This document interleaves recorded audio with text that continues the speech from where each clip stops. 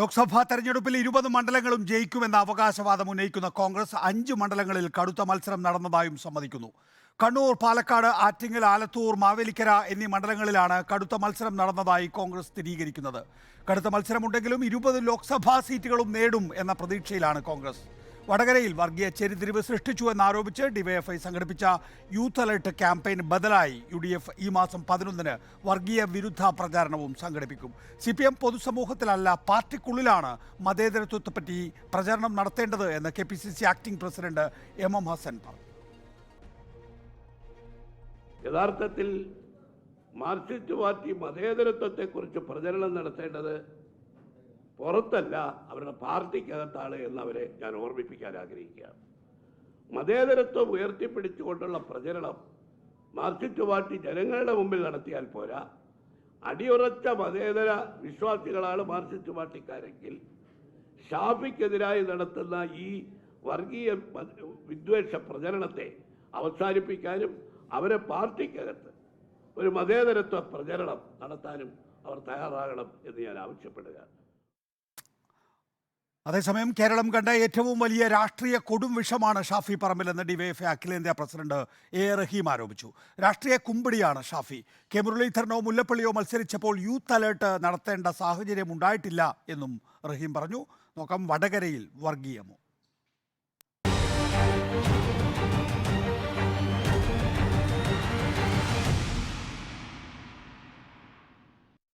PP Chittaranjan, KP Naushad Ali, K Ganesh BJP, Sunnykutty Abraham രാഷ്ട്രീയ നിരീക്ഷകൻ എന്നിവരാണ് നമ്മോടൊപ്പം ഉള്ളത്. ആദ്യം KP നൌഷാദ് അലി, ഇന്ന് UDF വടകരയെ സംബന്ധിച്ചാണ് ഏറ്റവും കൂടുതൽ നേരം നിങ്ങളുടെ പ്രധാനപ്പെട്ട യോഗത്തിന് ശേഷം വിശദീകരിച്ചത്. എന്തുകൊണ്ടാണത്? കഴിഞ്ഞ ദിവസം ഡിവൈഎഫ്ഐ അഖിലേന്ത്യാ പ്രസിഡന്റ്, ചർച്ചയ്ക്ക് ഗുണകരമാവുമെങ്കിൽ ഡിവൈഎഫ്ഐ അഖിലേന്ത്യാ പ്രസിഡന്റ് ശ്രീ A റഹീം പറഞ്ഞ ചില പോയിന്റുകൾ ഞാൻ പറയാം.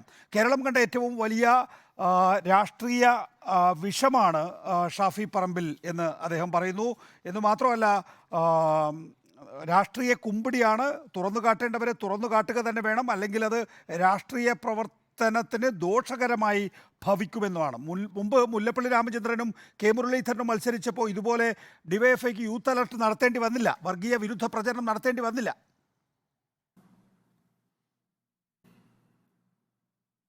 നികേഷ്, ഇവിടെ CPM എന്ന പാർട്ടിയെ സംബന്ധിച്ചിടത്തോളം ഇപ്പൊ ഇന്നേ ദിവസത്തിന് 12 വർഷം മുമ്പ് TP ചന്ദ്രശേഖരനെ കൊല്ലാൻ പറഞ്ഞയച്ച വണ്ടിയിൽ മാഷാ അല്ലാ എന്ന സ്റ്റിക്കർ ഒട്ടിച്ചു വെച്ചൊരു പാർട്ടിയാണത്. തലശ്ശേരിയിലെ NDF-കാരനായ ഫസലിനെ കൊന്നപ്പോൾ ചോരപുരണ്ട തൂവാല കൊണ്ടുപോയി ക്ഷേത്രത്തിനകത്ത് പ്രതിഷ്ഠിച്ചൊരു പാർട്ടിയാണ് CPM.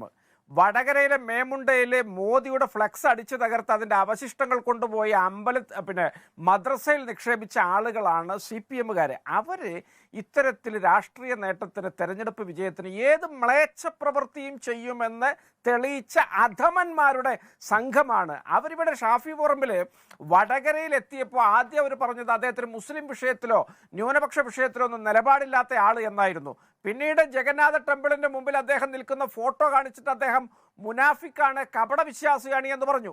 അങ്ങനെ മുസ്ലിം ന്യൂനപക്ഷത്തെ തെറ്റിദ്ധരിപ്പിക്കാനുള്ള ശ്രമങ്ങളൊന്നും വിലപ്പോകുന്നില്ല എന്ന് മനസ്സിലായപ്പോൾ വളരെ കൃത്യമായിട്ട് അവർക്ക് ആ ഏരിയയിൽ, പ്രദേശങ്ങളിൽ കൃത്യമായി പതിറ്റാണ്ടുകളായിട്ട് അവർക്ക് ചെയ്തു പരിചയിച്ച് പോന്ന ശീലമുള്ള ഈ പറഞ്ഞ വർഗീയ ധ്രുവീകരണത്തിന് അവർ അതൊരു രംഗഭൂമിയാക്കുകയായിരുന്നു. നിങ്ങൾ നോക്കൂ, ഷാഫി പറമ്പിലോ അദ്ദേഹവുമായി ആളുകളോ ഈ പറഞ്ഞ ശൈലജയ്ക്കെതിരായിട്ട് ഈ കാഫിർ എന്ന പ്രയോഗമോ എന്തെങ്കിലും ആരോപണമൊക്കെ ആയിട്ട് മുമ്പോട്ട് വരുന്ന ഒരു ഓൺലൈൻ അല്ലെങ്കിൽ സൈബർ ഇടപെടൽ നടത്തിയിട്ടുണ്ടെങ്കിൽ അത് കൃത്യമായി കണ്ടുപിടിച്ചതിൻ്റെ തായ്വേര് അനാവൃതമാക്കാനുള്ള പോലീസ് സന്നാഹം, ശേഷി ഈ കേരളത്തിലുണ്ട്.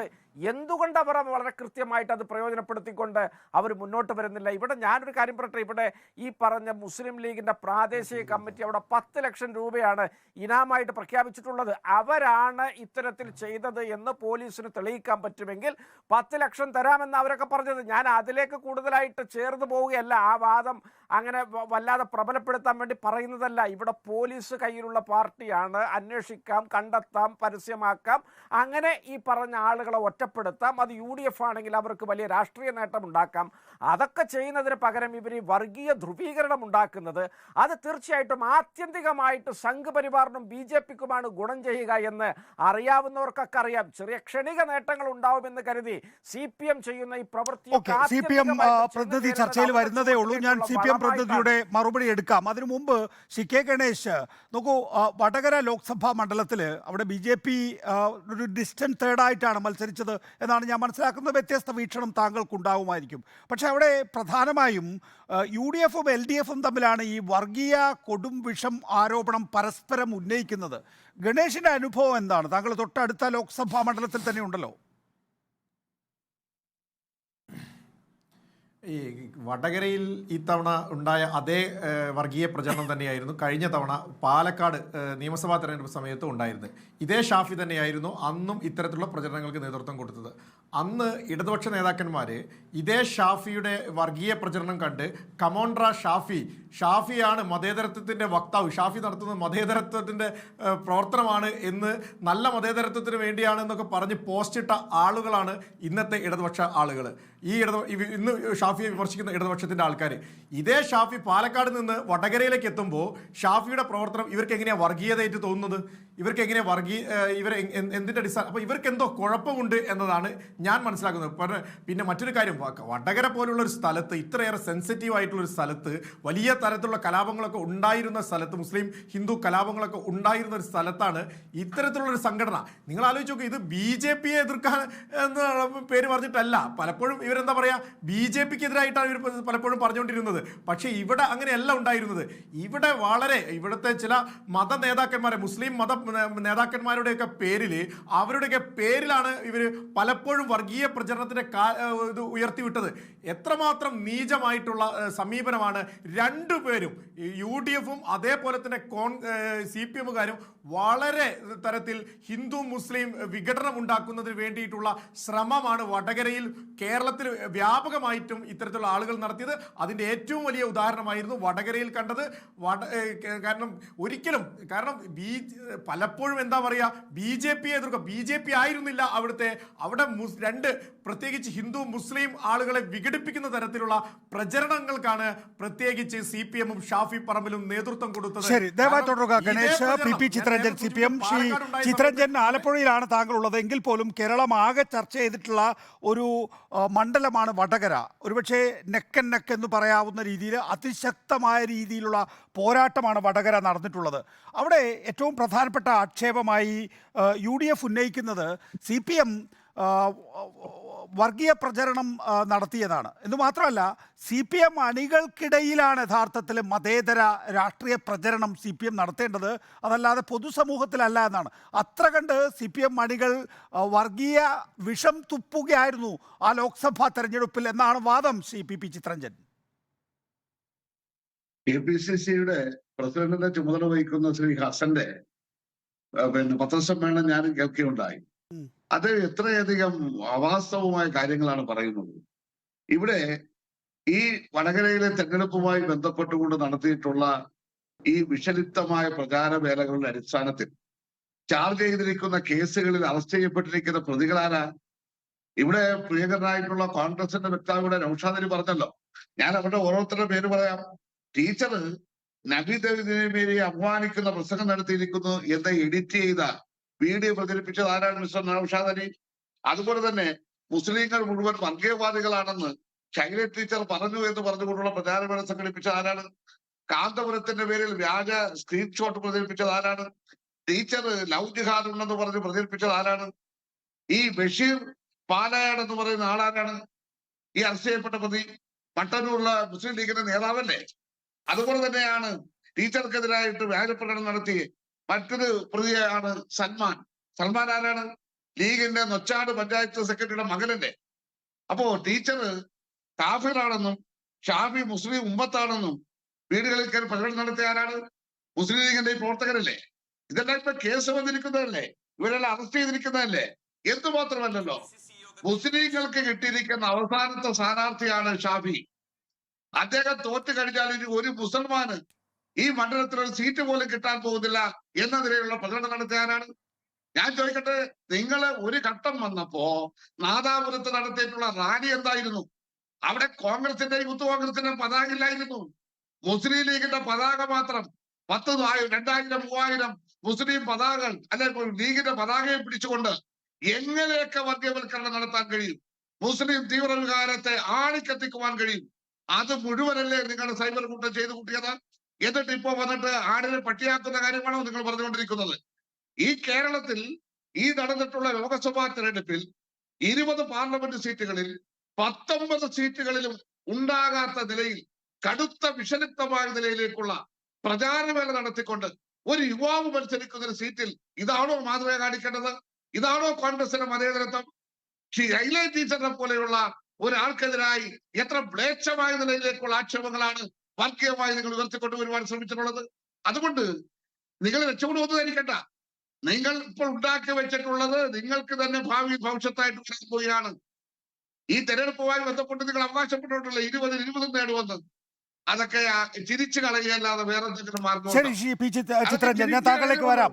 ശ്രീ സണ്ണിക്കുട്ടി അബ്രഹാം ദയവായി കാത്തിരിക്കുക. ഞാൻ ഇവരുടെ ഈ വിഷയം ഒന്ന് തീർത്തോട്ടെ. ഇവിടെ ശ്രീ നൌഷാദ് അലി, എ റഹീം അഖിലേന്ത്യാ പ്രസിഡന്റ് വടകരയിൽ ചെന്നിട്ട് പറയുന്നത് ഞങ്ങൾക്ക് യൂത്ത് അലർട്ട് നടത്തേണ്ടി വന്നിട്ടുള്ളത് വടകര ലോക്സഭാ മണ്ഡലത്തിൽ തന്നെയാണ്.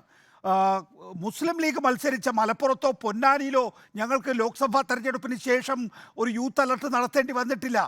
ഇതേ ലോക്സഭാ മണ്ഡലത്തിലെ വടകര ലോക്സഭാ മണ്ഡലത്തിൽ തന്നെ കെ മുരളീധരൻ മത്സരിച്ചപ്പോഴോ അല്ലെങ്കിൽ അതിനു മുമ്പ് മുല്ലപ്പള്ളി രാമചന്ദ്രൻ മത്സരിച്ചപ്പോഴോ ഞങ്ങൾക്ക് യൂത്ത് അലർട്ട് നടത്തേണ്ടി വന്നിട്ടില്ല. ഈ വർഗീയ കൊടും വിഷം മത്സരിച്ചപ്പോൾ മാത്രമാണ് യൂത്ത് അലർട്ട് നടത്തേണ്ടി വന്നത് എന്നാണ് എ റഹീമിന്റെ വാദം. ശ്രീ നൌഷാദ് അലി, ഇവിടെ സച്ചിൻ ദേവ് ബസ് കയറിയത് ടിക്കറ്റ് എടുക്കാനാണ് എന്നൊക്കെ പറഞ്ഞ് എ റഹീമിന്റെ ഇത്തരം പ്രസ്താവനകളൊന്നും മുഖവിലെടുക്കാൻ പോലും ഞാൻ തയ്യാറല്ല. ഇനി അവിടെ നാളെ MMS മത്സരിച്ചാലും നാളെ ടി സിദ്ദീഖ് മത്സരിച്ചാലും ഒക്കെ ഇവരിങ്ങനെ യൂത്ത് അലർട്ട് നടത്തും. കാരണം അവരുടെ അവിടുത്തെ പശ്ചാത്തലവും അവരുടെ രീതികളൊക്കെ അങ്ങനെയാണ്. CPM സംബന്ധിച്ചിടത്തോളം അവർ കൊയിലാണ്ടിയെക്കുറിച്ച്, നാദാപുരത്തെക്കുറിച്ച്, പേരാമ്പ്രയെക്കുറിച്ച്, കുറ്റ്യാടിയെക്കുറിച്ച്, കൂത്തുപറമ്പിനെക്കുറിച്ചൊക്കെ 2026 ആശങ്കാകുലരാണ്. അതിനെ മറികടക്കാൻ ഇത്തരത്തിലുള്ള തീവ്ര വർഗീയത മാത്രമേ അവരുടെ മുമ്പിലുള്ളൂ. അതിന് ഇത്തരത്തിലുള്ള എ റഹീമുമാരും വസീഫുമാരും ഇന്ത്യയുടെ മോചനം ഇസ്ലാമിലൂടെ എന്ന് ആർത്തലച്ച് നടന്ന KT ജലീലുമാരും ഒക്കെ അവർ രംഗത്തിറക്കും ഇങ്ങനെ വാടകയ്ക്ക്. ഇനി പുറകിൽ PV അൻവർമാരും V അബ്ദുറഹ്മാൻമാരും ഒക്കെ വരും. എവിടേക്കാണ് CPM ഇത് കൊണ്ടുപോകുന്നത് എന്ന് വളരെ കൃത്യമായിട്ട് ഞങ്ങൾക്കൊക്കെ കൃത്യമായ ബോധ്യമുണ്ട്. അവരിവിടെ സ്വയം ഇല്ലാതായി BJPക്ക് പ്രതലമൊരുക്കുകയാണ്. ഇതാണോ EP ജയരാജനും പിന്നെ ജവ്ദേക്കറും തമ്മിലുള്ള ചർച്ചയുടെ അന്തർധാര, അവരുടെ അജണ്ട എന്ന് പോലും സംശയിക്കേണ്ട വിധമാണ് കാര്യങ്ങൾ പുരോഗമിക്കുന്നത്. ഏതായാലും CPM തീക്കൊള്ളി കൊണ്ട് തലചൊറിയുകയാണ്. ഇവിടെ ആദ്യം ടീച്ചർക്കെതിരെ അശ്ലീല വീഡിയോ ഉണ്ട് എന്ന് പറഞ്ഞു. ആ വലിയ പ്രചരണമായിരുന്നു ഒരു 3-4 ദിവസം, ഒരാഴ്ചക്കാലം. അത് കെട്ടടങ്ങി. അപ്പോഴാണ് ഇനി ഒട്ടും രക്ഷയില്ല എന്ന് കണ്ടപ്പോൾ അവസാന തടവായിട്ട് അവരിത് പ്രയോഗിച്ചത്. ഇവിടെ നികേഷിന് അറിയാലോ, മുമ്പ് നിങ്ങൾക്കെതിരെ മത്സരിച്ച ഷാജിക്കെതിരെ സിറാത്തിന്റെ പാലം കടക്കണ്ടേ എന്ന മട്ടിലൊക്കെ ഇവര് അവിടെയും നോട്ടീസ് അടിച്ചിരുന്നു. കാഫിർ എന്ന പദം ഇവിടുത്തെ പ്രാദേശിക മലബാറിലെ മുസ്ലിം വാമൊഴി മഴക്കത്തിൽ വരുന്നൊരു പദമല്ല. മുസ്ലിം അല്ലാത്ത ഒരാളെയാണ് ഇവർ ഉദ്ദേശിക്കുന്നതെങ്കിൽ അമുസ്ലിം എന്നൊക്കെയാണ് ഇവിടെ ഉദ്ദേശിച്ച് അല്ലെങ്കിൽ പ്രയോഗിച്ചു പോരാറുള്ള പദം. അപ്പൊ ഈ കാഫിർ എന്നൊക്കെയുള്ള പദമൊക്കെ കൃത്രിമമായി തുന്നിച്ചേർത്ത് ഇത്തരത്തിലൊക്കെയുള്ള വൈകാരികതയും വർഗീയതയൊക്കെ സൃഷ്ടിച്ച് മഴ പെയ്തിട്ടും മരം പെയ്യുന്ന മട്ടില് അവിടെ നിരന്തരമായിട്ട് വർഗീയ പ്രേരണ ചെലുത്തത്തക്ക വിധത്തിലുള്ള പ്രസ്താവനകളും പരിപാടികളുമായിട്ട് CPM മുന്നോട്ട് പോകുമ്പോൾ അവരുടെ ഉദ്ദേശം വളരെ വ്യക്തമാണ്. അവരവിടെ ഭയന്നിരിക്കുന്നു. ഷാഫി പറമ്പിൽ ഉണ്ടാക്കിയ മുന്നേറ്റം അവർക്ക് 2026 വലിയ ഭയപ്പാടുണ്ടാക്കുന്നു. ശരി, ചിത്രരഞ്ജൻ, ഈ ലോക്സഭാ തെരഞ്ഞെടുപ്പ് കഴിഞ്ഞതിന് ശേഷവും ഈ ലോക്സഭാ തെരഞ്ഞെടുപ്പിന് ശേഷവും നമുക്ക് രാഷ്ട്രീയ പ്രക്രിയ മുന്നോട്ട് കൊണ്ടുപോകേണ്ടതുണ്ട്. ശരിയാണ്, യൂത്ത് അലർട്ട് നടത്തുന്നു. 11-ാം തീയതി UDF രാഷ്ട്രീയ വിശദീകരണ യോഗം നടത്തുന്നു. രണ്ടും മതേതര രാഷ്ട്രീയം മുന്നോട്ട് കൊണ്ടുപോകുന്നതിനുള്ള രാഷ്ട്രീയ പ്രചരണം തന്നെയാണ്. പക്ഷേ നോക്കൂ, ലോക്സഭാ തെരഞ്ഞെടുപ്പിന് ശേഷം, ഒരുപക്ഷെ ഫലത്തിന് ശേഷം അവിടെ ഏതെങ്കിലും തരത്തിൽ ആ മേഖലയിലെ ചിലയിടങ്ങളിലെങ്കിലും വർഗീയ സംഘർഷങ്ങൾ ഉണ്ടായിട്ടുള്ള ഇടങ്ങളാണ്. അവിടെ 4-ാം തീയതിക്ക് ശേഷം ഏതെങ്കിലും തരത്തിൽ പ്രശ്നങ്ങൾ ഉണ്ടായാൽ അതിൻ്റെ ഉത്തരവാദിത്തം രണ്ട് മുന്നണികളും ഏൽക്കേണ്ടി വരും. ശ്രീ ചിത്രരഞ്ജൻ. അതല്ല, അതെങ്ങനെ രണ്ട് മുന്നണികളും ശ്രീ നികേഷ്, ഈ രണ്ട് മുന്നണികളും എങ്ങനെയാണ് ഇത് ഏൽക്കേണ്ടത്? എനിക്ക് മനസ്സിലാകുന്നില്ല. രണ്ട് മുന്നണികളും എതിരായേക്കുന്നത് അതിന്റെ പൂർണ്ണമായിട്ടുള്ള ഉത്തരവാദിത്വം ഐക്യ ജനാധിപത്യ മുന്നണിയല്ലേ ഏൽക്കേണ്ടത്? കാരണം ഐക്യ ജനാധിപത്യ മുന്നണിയുടെ സ്ഥാനാർത്ഥിയല്ലേ ഈ വിഷലിപ്തമായ നിലയിലേക്കുള്ള പ്രചാരവേല നടത്തുവാൻ തയ്യാറായിട്ടുള്ളത്. ആ പ്രചാരവേലയുടെ തുടർന്ന് അറസ്റ്റിലായിട്ടുള്ളവർ ആരൊക്കെയാണ്? അറസ്റ്റിലായിട്ടുള്ളവര് അദ്ദേഹം അതിനെക്കുറിച്ച് മിണ്ടിയില്ലല്ലോ. ആ മുസ്ലിം ലീഗിന്റെ ഓരോ പ്രദേശത്തെ ചുമതലപ്പെട്ട നേതാക്കന്മാരും അവരുടെ മക്കളും ഒക്കെ അല്ലേ പ്രതികളായിട്ടുള്ളത്. പിന്നെ നിങ്ങളൊരു കാര്യം മനസ്സിലാക്കിക്കോണം, ഈ കോഴിക്കോട് എന്ന് പറയുന്ന ജില്ലയിൽ തന്നെയാണ് പണ്ട് മാറാട് ഉണ്ടായിട്ടുള്ളത്. ആ മാറാട് കലാപം നടന്നിട്ടുള്ള ഭൂമിയാണ്, അതുപോലെയുള്ള സംഘർഷം നടക്കുന്ന സ്ഥലമാണ്. ആ സ്ഥലങ്ങളെ നോക്കി തന്നെ തെരഞ്ഞെടുത്തുകൊണ്ട് തന്നെയാണ് ഈ നിലയിലേക്കുള്ള ജയിക്കാൻ 4 വോട്ട് നേടിയെടുക്കാൻ വേണ്ടി എന്ത് ഹീനമായിട്ടുള്ള പരിശ്രമം നടത്തും എന്നതിന് പ്രകടമായിട്ടുള്ള കാര്യങ്ങൾ മാത്രമാണ്. ഞങ്ങൾ അന്നും ആ മാറാട് കലാപത്തിന്റെ സന്ദർഭത്തിലും ശാന്തിയുടെയും സമാധാനത്തിന്റെ മന്ത്രവുമായിട്ടാണ് അപ്പൊ അതൊക്കെ പൊതുകാര്യങ്ങളാണ് ശ്രീ പി ചിത്തരഞ്ജൻ. ഇവിടെ പ്രശ്നം എന്ന് പറയുന്നത് അവിടെ ഒരു നോക്കൂ, ഈ അടിച്ച, ഞാൻ ആ വാക്കുകളൊന്നും ഉപയോഗിക്കുന്നില്ല, അടിച്ച നോട്ടീസുകളോ അല്ലെങ്കിൽ വന്ന ഫേസ്ബുക്ക് പോസ്റ്റുകളോ ഒക്കെ തന്നെയും വ്യാജമാണെന്ന് പറഞ്ഞിട്ടും അത് തെരഞ്ഞെടുപ്പ് പ്രചാരണ വിഷയമാക്കി LDF ഉയർത്തിക്കാട്ടിയതാണ് ഇത്രയധികം വർഗീയ ധ്രുവീകരണത്തിന് കാരണമായത് എന്നാരും പറയുന്നു. ടീച്ചർ കാഫിർ ആണെന്ന് പറഞ്ഞുകൊണ്ട് അവിടെ ഷാഫി എന്ന് പറഞ്ഞാൽ അദ്ദേഹം മുസ്ലിം ഉമ്മത്താണെന്ന് പറഞ്ഞുകൊണ്ട് നോട്ടീസ് ഇറക്കാൻ ആരാണ്? വളരെ കൃത്യമായിട്ട് അയാളുടെ പേര് വന്നിട്ടുണ്ട്, അയാളെ അറസ്റ്റ് ചെയ്തിട്ടുണ്ടല്ലോ. മട്ടന്നൂരിൽ പോലീസ് അറസ്റ്റ് ചെയ്തിരിക്കുന്ന പ്രതിയുടെ പേരിനാണ് മീം ഹാജി എന്നല്ലേ. ആരാണ് മീം ഹാജ്? KP നൗഷാദ് അലി പറഞ്ഞു, നോക്കൂ ഇത് വ്യാജമല്ല, നിങ്ങൾ ഒറിജിനൽ ആണെന്ന് തെളിയിക്കുകയാണ് എങ്കിൽ അവിടെ യൂത്ത് ലീഗ് 10 ലക്ഷം രൂപ തരും. സൽമാൻ ആരാണ്? അറസ്റ്റ് ചെയ്തിരിക്കുന്ന സൽമാൻ ആരാണ്? മുസ്ലിം ലീഗിന്റെ ചിത്രന്റെ നേരിട്ടുള്ള മറുപടി, യൂത്ത് ലീഗ് 10 ലക്ഷം രൂപ തരും ഈ കാഫർ ഫേസ്ബുക്ക് പോസ്റ്റ് വ്യാജമല്ല ഒറിജിനൽ ആണെന്ന് തെളിയിച്ചാൽ. അതൊക്കെ ഈ ഇലക്ഷൻ കഴിഞ്ഞതിന് ശേഷം മുസ്ലിം ലീഗിന്റെ ആൾക്കാർക്ക് വേണ്ടി നടത്തുന്ന പ്രചാരവേല മാത്രമല്ലേ. 10 ലക്ഷം തരാം, 20 ലക്ഷം തരാം, തെളിയിക്കട്ടെ അവര് തെളിയിക്കട്ടെ, അത് വ്യാജമാണെന്ന് അവർ തെളിയിക്കട്ടെ, അവരല്ലേ തെളിയിക്കേണ്ടത്. അത് KP നൗഷാദ് അലി ശൈലജ ടീച്ചർ പറഞ്ഞ കാര്യമാണ്. തെളിയിക്കേണ്ടത് നിങ്ങൾ ആരിലാണോ ആരോപണം ഉള്ളത് അവരാണ്. മുസ്ലിം ലീഗിന്റെ ആൾക്കാർ, ഞാൻ പേരല്ലേ പറഞ്ഞിട്ടുള്ളത്, ഇന്ന ആൾക്കാരാണ്. അല്ല ഇവിടെ ചിത്രരഞ്ജൻ, ഞാനൊന്ന് പറയട്ടെ, എന്നോടാണ് ചോദ്യം. ഇവിടെ LDFന്റെ ആളുകളും തെളിയിക്കേണ്ട, UDFന്റെ ആളുകളും തെളിയിക്കേണ്ട, അതിനല്ലേ ഇവിടെ ഒരു നിയമ സംവിധാനം ഉള്ളത്. പോലീസ് വന്ന് തെളിയിക്കട്ടെ, ഇതിന്റെ ഉറവിടം ഏതാണെന്ന് കണ്ടെത്തട്ടെ. 30% മാത്രം മുസ്ലിങ്ങളുള്ള ഒരു മണ്ഡലത്തിൽ മുസ്ലിം വർഗീയത ഉയർത്തിവിട്ട് ജയിക്കാമെന്ന് കരുതുന്ന മഠയന്മാരൊന്നുമല്ല UDFകാര്. അതെങ്കിലും മിനിമം നിങ്ങളൊന്ന് ചിന്തിക്കണം. ഈ കോഴിക്കോട് പാർലമെന്റ് മണ്ഡലത്തിൽ കരീം ക എന്ന് പറഞ്ഞുകൊണ്ട് പച്ചക്കളറിൽ പോസ്റ്റർ അടിച്ചൊരു മുസ്ലിം MP വേണ്ട എന്ന് കൊടുവള്ളിയിലും ഈ പറഞ്ഞ മാറാട് ഉൾപ്പെടുന്ന ബേപ്പൂരിലൊക്കെ വീട് കയറി ചോദിച്ച CPMകാരൊക്കെ ഞങ്ങൾക്കറിയാം. തരാതരം പോലെ വർഗീയത പ്രയോഗിച്ച് തോൽക്കുമ്പോഴും ജയിക്കുമ്പോഴും ഒക്കെ അതിന്റെ പുറത്ത് അഭിരമിച്ച് അടയിരിക്കുന്ന CPM നിങ്ങളെ ദയവ് ചെയ്ത് ഈ പണി നിർത്തിയില്ലെങ്കിൽ ബംഗാളിലും ത്രിപുരയിലും നിങ്ങളുടെ പാർട്ടിക്കുണ്ടായ ഗതി ഈ കേരളത്തിലുണ്ടാവും. നിങ്ങളെ പാർട്ടി സമ്പൂർണ്ണമായിട്ട് സംഘ് പരിവാറിലേക്ക് ഒലിച്ചു പോകും. അവർക്കാണ് നിങ്ങൾ ഈ ആശയദാർഢ്യമേകുന്നത് എന്ന് നിങ്ങൾ മനസ്സിലാക്കണം. നിങ്ങൾ ഇരിക്കുന്ന കൊമ്പാണ് മുറിക്കുന്നത് എന്ന് തിരിച്ചറിയണം ചിത്തരഞ്ജൻ. ഞാൻ വളരെ കൃത്യമായിട്ട് ഇവിടുത്തെ സാഹചര്യങ്ങൾ മനസ്സിലാക്കിക്കൊണ്ട് പറയാണ്. ഇവിടെ 1.5 വ്യാഴവട്ടക്കാലം ലീഗ് ജയിച്ച സീറ്റായിരുന്നു മേപ്പയൂര്. ആ സീറ്റിൽ ഇത്തരത്തിലുള്ള വർഗീയ പ്രചരണങ്ങൾ നടത്തിയാണ് CPM കൊണ്ടുപോയത്. അപ്പൊ ഇത്തരത്തിലൊക്കെ വർഗീയത നടത്തി നിങ്ങൾ വിജയിച്ചൊരു പൂർവ്വകാലമുണ്ട്. എന്നാൽ ഈ കാലത്ത് നിങ്ങളെക്കാളും അതിന്റെ ഗുണഭോക്താക്കളാകാൻ യോഗ്യതയുള്ള വളരെ വലിയ സംഘടനാ ശേഷിയുമായിട്ട് നിൽക്കുന്ന BJP എന്നൊരു പാർട്ടിയുണ്ട്. അതുകൊണ്ട് കാലമൊക്കെ മനസ്സിലാക്കിയിട്ട് ഇത്തരം പഴഞ്ചൻ ആയുധങ്ങളുമായിട്ട് നിങ്ങൾ രംഗപ്രവേശം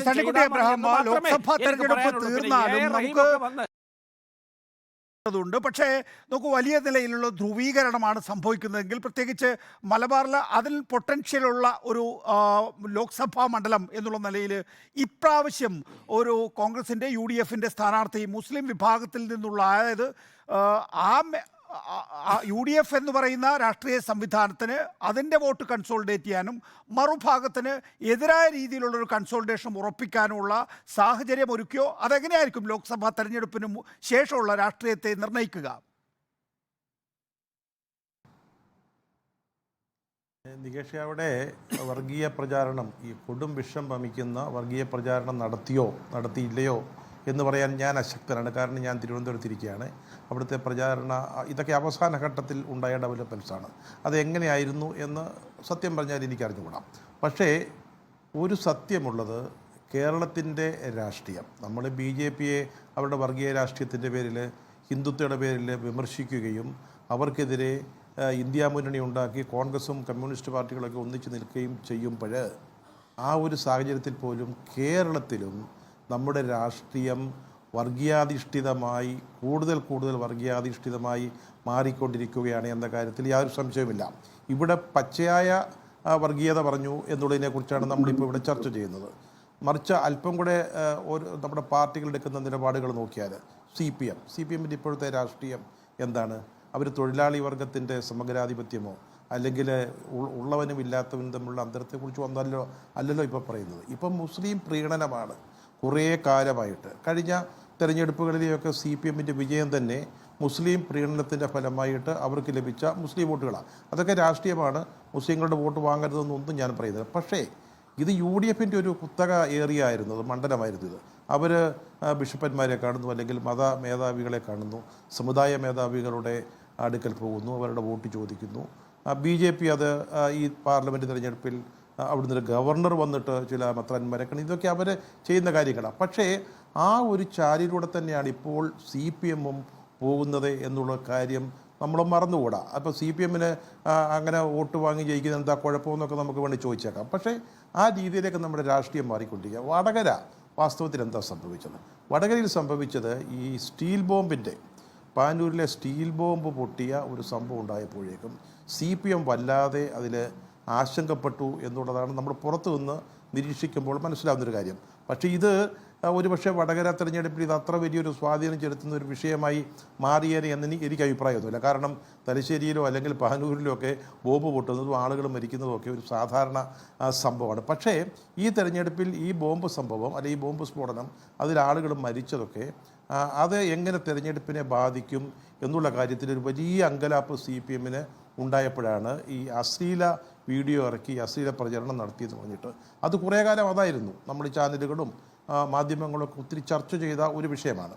ഞാൻ ഇപ്പോൾ ശ്രീ ചിത്തരഞ്ജൻ, അദ്ദേഹം CPMന് വേണ്ടി സംസാരിച്ച നമ്മുടെ സുഹൃത്ത്, കുറേ ആളുകൾ അറസ്റ്റിലായതിനെപ്പറ്റി, കുറേ ആളുകൾക്കെതിരെ കേസ് വന്നതിനെക്കുറിച്ച്, പോലീസ് കേസ് എടുത്തതിനെക്കുറിച്ചൊക്കെ ഇവിടെ പറയുകയുണ്ടായി.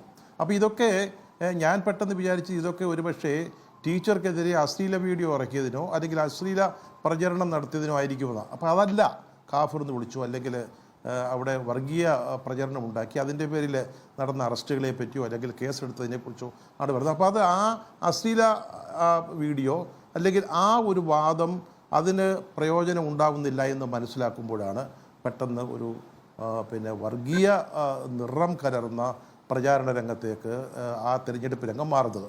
അതിൽ CPMകാരൊട്ടും പിന്നോട്ടായിരുന്നു എന്ന് പറഞ്ഞിട്ട് കാര്യമില്ല. ഇപ്പോൾ UDFകാർ പറഞ്ഞ് ഞങ്ങളാരും ഒരു വർഗീയ പ്രചരണം നടത്തിയിട്ടില്ല. ആർക്കാണ് പറയാൻ പറ്റുക? CPMൻ്റെ ഇപ്പോൾ ചിത്രരഞ്ജൻ പറഞ്ഞു ഞങ്ങൾ അപ്പം ഇവിടെ നികേഷ് ചോദിച്ചല്ലോ ഈ തെരഞ്ഞെടുപ്പ് ഫലത്തിനൊക്കെ ശേഷം ഉണ്ടാകാവുന്ന ചില അവസ്ഥകളെക്കുറിച്ച്. അത് നിങ്ങൾ രണ്ട് മുന്നണികൾക്കും ഉത്തരവാദിത്തമില്ലെന്ന് താങ്കൾ ചോദിച്ചപ്പോൾ ചിത്രരഞ്ജൻ എന്തിനും ഞങ്ങൾ രണ്ട് മുന്നണികൾ, ആ ഒരു മുന്നണി, ഇതൊന്നും അല്ല അവിടെ നടന്നത്.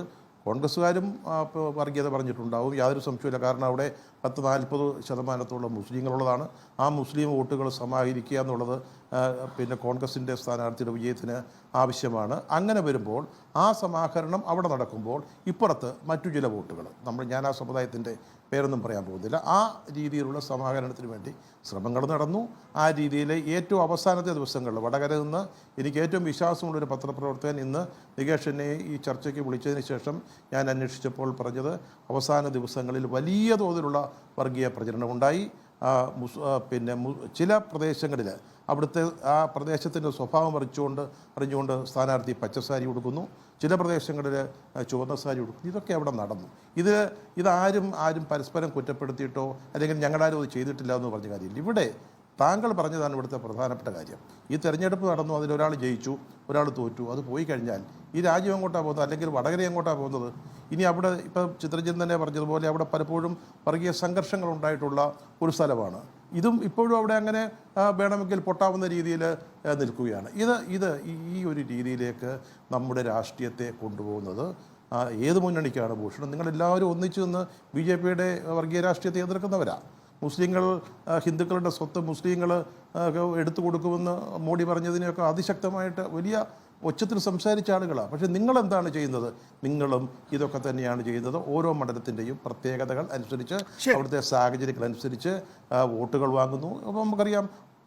ശരി, ശ്രീ സണ്ണിക്കുട്ടി എബ്രഹാം, ഞാൻ താങ്കളിലേക്ക് വരാം. നോക്കൂ, 3 കാര്യങ്ങളാണ്. ഒന്ന്, ആദ്യം സ്റ്റീൽ ബോംബ് പൊട്ടുന്നു. അത് കഴിഞ്ഞതിന് ശേഷം അശ്ലീല പ്രചരണം നടത്തിയതായി ആക്ഷേപം വരുന്നു. തുടർന്നാണ് മുസ്ലിം പ്രീണനത്തിലേക്കോ അല്ലെങ്കിൽ വർഗീയ രാഷ്ട്രീയത്തിലേക്കോ വരുന്നത്. പി ചിത്തരഞ്ജനാണ് അതിന് മറുപടി പറയേണ്ടത്. ചിത്തരഞ്ജൻ മറുപടി പറയേണ്ട കാര്യങ്ങളിലേക്ക് ഞാൻ എത്താം. അതിനു മുമ്പ് ശ്രീ KP നൗഷാദ് അലി, പലതവണ വർഗീയതയെ അതിജീവിച്ച മണ്ണാണ് വടകര എന്നാണ് നേരത്തെ ഞാൻ ഉദ്ധരിച്ച റഹീം പറയുന്നത്. ഇത്തവണയും അതിജീവിക്കും. അതിനോടൊപ്പം അദ്ദേഹം കൂട്ടിച്ചേർക്കുന്നത് പലതവണ മതേതരത്വ രാഷ്ട്രീയം മുന്നോട്ട് പോയിട്ടുള്ള മണ്ണ് എന്ന് പറയുന്നത് 99-ലെ കോലീബി ചൂണ്ടിക്കാണിച്ചുകൊണ്ടാണ്. ഇവിടെ ഷാഫി പറമ്പിലിനെ കുറിച്ച് റഹീം പറയുന്നത്, പാലക്കാട് നഗരസഭയിൽ ഒരു സമരം അല്ലെങ്കിൽ അതിൻ്റെ പരിധിയിൽ ഏതെങ്കിലും തരത്തിൽ CAA ബന്ധപ്പെട്ടോ അല്ലെങ്കിൽ കോൺഗ്രസും ഇടത് മതേതര ശക്തികളാകെ തന്നെയും ഉയർത്തിപ്പിടിക്കുന്ന എന്തെങ്കിലും വിഷയത്തിൽ സമരം നടത്താനോ ഒരു പ്രത്യക്ഷ പ്രതിഷേധ പരിപാടി സംഘടിപ്പിക്കാനോ ഷാഫി പറമ്പിൽ തയ്യാറാവുന്നില്ല. അവിടെ ഒരു മൃദു ഹിന്ദുത്വ സമീപനം. ഇവിടെ വരുമ്പോഴേക്കും മുസ്ലിം ധ്രുവീകരണം. ഇതാണ് രീതി എന്നാണ് റഹീമിനെ പോലുള്ള അല്ലെങ്കിൽ DYFI പറയുന്നത്. ഇവിടെ നികേഷ് ഈ പറഞ്ഞ പ്രസ്താവനയിൽ, ഈ പ്രസ്താവത്തിൽ തന്നെ അദ്ദേഹത്തിൻ്റെ ചോദ്യങ്ങൾക്കുള്ള മറുപടിയൊക്കെ ഉണ്ട്. ഇവിടെ ഷാഫി പറമ്പിലിനെ ഇങ്ങനെ ഒരു ദ്വിമുഖ വ്യക്തിത്വം ഉള്ളവരാക്കി ഇവർ ചിത്രീകരിക്കുക. അദ്ദേഹത്തിന് CAA വിഷയത്തിൽ നിലപാടില്ല, അദ്ദേഹത്തിന് ഏക സിവിൽ കോഡ് വിഷയത്തിൽ നിലപാടില്ല, അദ്ദേഹത്തിന് പലസ്തീൻ വിഷയത്തിൽ നിലപാടില്ല. ഇത്തരത്തിൽ എവിടെയും നിലപാടില്ലാത്ത ഒരാളായിട്ടാണ് ഇവർ ആദ്യം ഇദ്ദേഹത്തെ അവതരിപ്പിക്കുന്നത്. ഇദ്ദേഹത്തിന് മുനാഫിക് എന്നൊരു പേരും കൂടി പട്ടവും കൂടി, കപടവിശ്വാസി എന്നതിൻ്റെ അർത്ഥം, അങ്ങനെ ഒരു പട്ടവും കൂടി ചാർത്തി കൊടുത്തു. പക്ഷെ അത് ഏശാതെ വന്നു. അപ്പോഴാണ് നേരത്തെ പറഞ്ഞ ബോംബ് സ്ഫോടനം ഉണ്ടാകുന്നത്. അതിൻ്റെ വലിയ ഒരു പ്രതിഷേധങ്ങൾ, വലിയ അക്രമ വിരുദ്ധതയൊക്കെ അവിടെ വന്നു. അപ്പോൾ ഈ പറഞ്ഞ പോണോഗ്രഫി വന്നു. അതേശാതെ അതൊക്കെ ഒരാഴ്ച ഓടി അവസാന റൗണ്ടിലായപ്പോഴാണ് ഇത്തരത്തിലുള്ള വ്യാജ വീഡിയോ അല്ലെങ്കിൽ വ്യാജ പോസ്റ്റുകൾ, സ്ക്രീൻഷോട്ടുകളൊക്കെ ഉണ്ട് എന്ന് പറഞ്ഞുകൊണ്ട് ഇവർ രംഗത്ത് വരുന്നത്. ഇതൊക്കെ കഴിഞ്ഞ് തെരഞ്ഞെടുപ്പ് കഴിഞ്ഞു. ഈ തെരഞ്ഞെടുപ്പ് കഴിഞ്ഞിട്ട് മഴ പെയ്ത് കഴിഞ്ഞിട്ട് ഈ മരം പെയ്യുന്നത് പോലെ ഇവരെന്തിനാണ് ഈ വർഗീയതയുടെ ഒരു തുടർ പ്രവർത്തനങ്ങൾ അവിടെ നടത്തുന്നത് എന്നുള്ളത് നമ്മൾ സൂക്ഷ്മമായിട്ട് പരിശോധിക്കുമ്പോഴാണ് 2026 തെരഞ്ഞെടുപ്പാണ് അവരെ ഭയപ്പെടുത്തുന്നത് എന്ന് മനസ്സിലാക്കുന്നത്. വളരെ പ്രധാനപ്പെട്ട പോയിന്റാണ് KP നൗഷാദ് അലി. ഞാൻ ഗണേശിലേക്ക് വരാം. പി ചിത്രരഞ്ജൻ അതിന് വേഗം മറുപടി പറയുക. അതായത് 2024 ലോക്സഭാ തെരഞ്ഞെടുപ്പ് കഴിഞ്ഞു. ഇനിയൊരു അവിടെ തുടർ വർഗീയ പ്രചരണത്തിന്റെ സാധ്യതയില്ലായിരുന്നു. പക്ഷെ CPM അത് നടത്തുന്നു, ഷാഫി പറമ്പിലിനെ ലക്ഷ്യം വെക്കുന്നു എന്ന് പറയുമ്പോൾ അതിന്റെ രാഷ്ട്രീയോദ്ദേശം എന്ത്? നേരത്തെ ഇവിടെ സണ്ണിക്കുട്ടി എബ്രഹാം പറഞ്ഞ കാര്യം താങ്കൾ ശ്രദ്ധിച്ചിട്ടുണ്ടാവും, ഞാൻ ആവർത്തിക്കുന്നില്ല.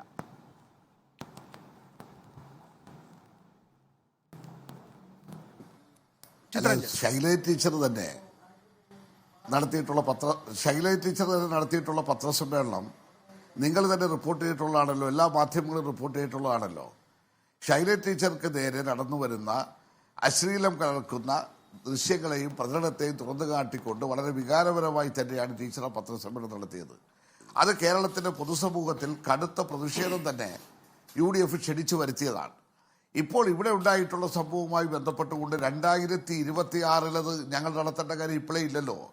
കോഴിക്കോട് ജില്ലയിൽ ഒരൊറ്റ സീറ്റിൽ പോലും, അസംബ്ലി സീറ്റിൽ UDF കഴിഞ്ഞ തവണയുമില്ല, ഇത്തവണയുമില്ല, അടുത്ത തവണയും വരാൻ പോകുന്നില്ല. ആ ധാരണയൊന്നും വേണ്ട. എന്നാൽ പാർലമെന്റ് തിരഞ്ഞെടുപ്പ് എന്ന് പറയുമ്പോൾ ഒരു പ്രത്യേക സാഹചര്യം ഇന്ത്യൻ രാഷ്ട്രീയത്തിലും കേരള രാഷ്ട്രീയത്തിലും ഉണ്ട് എന്നുള്ളത് കണ്ടുകൊണ്ട് തന്നെ തങ്ങളുടെ കയ്യിലുള്ള സീറ്റ് നഷ്ടപ്പെടാൻ പോകുന്ന വടകര എന്നുള്ളത് മനസ്സിലാക്കിക്കൊണ്ട് തന്നെ ആ വടകരയിൽ ജയിക്കുന്നതിന് വേണ്ടിയാണ് മ്ലേച്ഛമായ നിലയിലേക്കുള്ള ഈ പ്രചാരവേലകൾ സംഘടിപ്പിക്കുവാൻ അവർ തയ്യാറായിട്ടുള്ളതെന്നുള്ള കാര്യത്തിൽ വളരെ തർക്കമുണ്ടോ? യഥാർത്ഥത്തിൽ കോൺഗ്രസ് ഒരു പൊളിറ്റിക്കൽ പോയിസണായി മാറുകയാണ്. ഞാൻ വളരെ ശക്തമായി പറയുന്നു, ഒരു പൊളിറ്റിക്കൽ പോയിസൺ അതായി കോൺഗ്രസ് മാറിക്കൊണ്ടിരിക്കുകയാണ്. ഒരു പൊളിറ്റിക്കൽ പോയിസണായി തന്നെ ഈ ഷാഫി എന്ന് പറയുന്ന യുവാവ് മാറരുതുമെന്നായിരുന്നു ഞങ്ങൾ ആഗ്രഹിച്ചത്. പക്ഷേ അദ്ദേഹം ഏത് നിലയിലുള്ള നിലപാട് സ്വീകരിക്കാൻ മടിയില്ലാത്തതാണ് റഹീം പറഞ്ഞിട്ടുള്ളത്. അദ്ദേഹത്തിൻ്റെ വിജയത്തിന് വേണ്ടി അല്ലെ അദ്ദേഹത്തിൻ്റെ സ്ഥാനമാനങ്ങൾക്ക് വേണ്ടി അദ്ദേഹം എടുക്കുന്ന നിലപാടുകളെ കുറിച്ച് പറഞ്ഞിട്ടുള്ളത്. ഇവിടെ എന്താ വടകരയിൽ ഈ പറഞ്ഞിട്ടുള്ള ഈ ചർച്ച മാത്രമല്ല, വടകര പാലക്കാട് ഒരു ധാരണയുണ്ട് അതിൻ്റെ പിന്നിൽ. ഞങ്ങൾ ഈ തെരഞ്ഞെടുപ്പിന്റെ സ്ഥാനാർത്ഥിത്വം പ്രഖ്യാപിച്ചപ്പോഴും അതിനുശേഷം തെരഞ്ഞെടുപ്പ് കഴിഞ്ഞതിന് ശേഷം ഗോവിന്ദ മാസ്റ്റർ നടത്തിയ പത്രസമ്മേളനത്തിൽ പറഞ്ഞിട്ടുള്ളത് ഞാൻ ആവർത്തിക്കാൻ ആഗ്രഹിക്കുകയാണ്. പാലക്കാട് BJPക്ക് ജയിക്കുവാനുള്ള അവസരം ഒരുക്കി കൊടുക്കാമെന്നുള്ള ധാരണയോടുകൂടെ തന്നെ ഈ അതിനപ്പുറത്തേക്ക് ഈ ചർച്ചയിൽ ഉരുത്തിരിയുന്ന വിഷയം എന്താണ്? നേരത്തെ ശ്രീ സണ്ണിക്കുട്ടി എബ്രഹാം പറയുന്നത് ആദ്യം സ്റ്റീൽ ബോംബിൽ നിന്ന് രക്ഷപ്പെടാൻ വേണ്ടി ശൈലജ ടീച്ചർക്കെതിരെ അശ്ലീല പ്രചരണം നടത്തുന്നു എന്ന ആക്ഷേപമുയർത്തി. അത് ക്ലച്ച് പിടിക്കുന്നില്ല എന്ന് കാണുമ്പോഴാണ് മുസ്ലിം പ്രീണനം ഷാഫി പറമ്പിൽ നടത്തുന്നത് എന്ന് പറയുന്നു. ശരി, ലോക്സഭാ തെരഞ്ഞെടുപ്പ് കഴിഞ്ഞിരിക്കുന്നു. ഇപ്പോൾ ഇവിടെ നൗഷാദ് അലി പറയുന്നത് അതിനുശേഷവും തുടർ പ്രചരണത്തിന് ആവശ്യം എന്താണ്?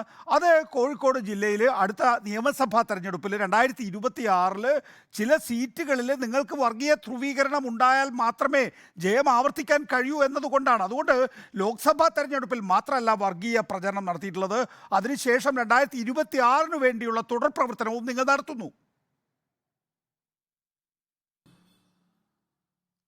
അല്ല, ഞാൻ ചോദിച്ചോട്ടെ, 2021 തെരഞ്ഞെടുപ്പിൽ ഞങ്ങൾക്ക് മുഴുവൻ സീറ്റും കോഴിക്കോട് ജില്ലയിൽ കിട്ടിയല്ലോ.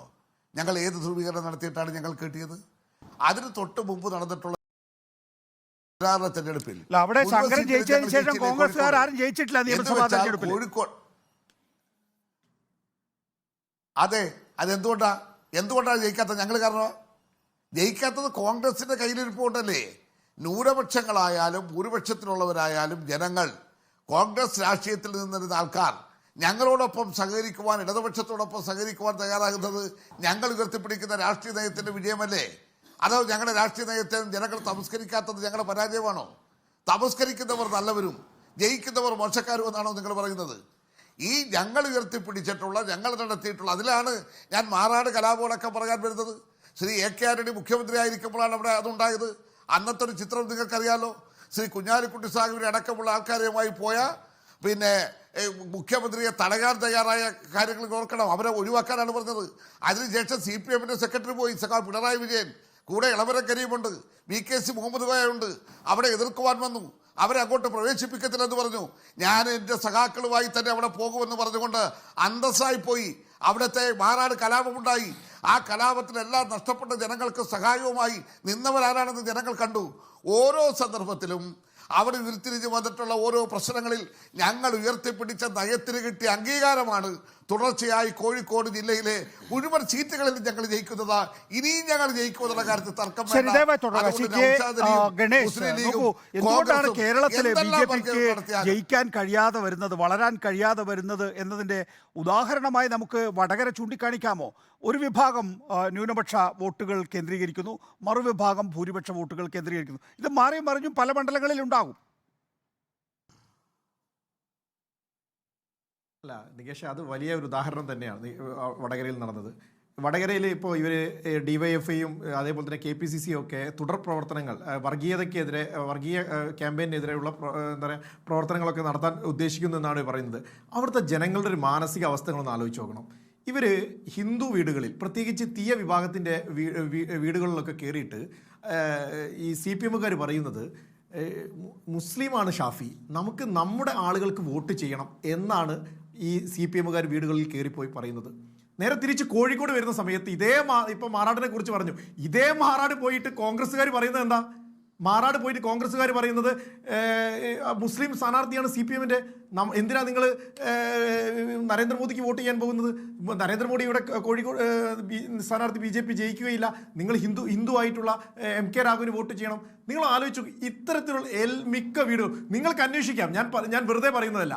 വീടുകൾ കയറിപ്പോയിട്ട് ഇത്തരത്തിലുള്ള പ്രചരണ പരിപാടികളാണ് വടകരയിലും കോഴിക്കോടും ഒക്കെ നടത്തിയിരിക്കുന്നത്.